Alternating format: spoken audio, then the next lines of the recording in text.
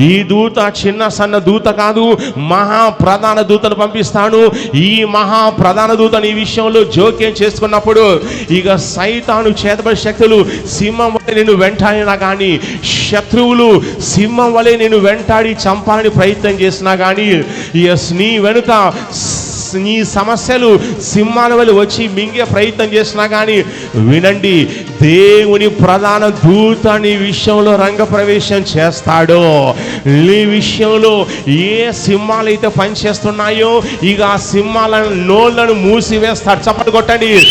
ఏ సింహాలైతే మనుషులు కావచ్చు, దయ్యాలు కావచ్చు, చేదవ శక్తులు కావచ్చు, సమస్యలు కావచ్చు, అప్పులు కావచ్చు, రోగాలు కావచ్చు, ఏవైతే సింహాల వలె పనిచేస్తూ నిన్ను ఆయుష్ కంటే ముందే లేపేయాలని ప్రయత్నం చేస్తున్నాయో వాటన్నిటిని కూడా మూసివేసే విధంగా, వాపివేసే విధంగా పరిశుద్ధాత్మ దేవుని ప్రధాన దూతను పంపించబోతున్నాడు. గట్టిగా చెప్పండి, రిసీవ్ అని.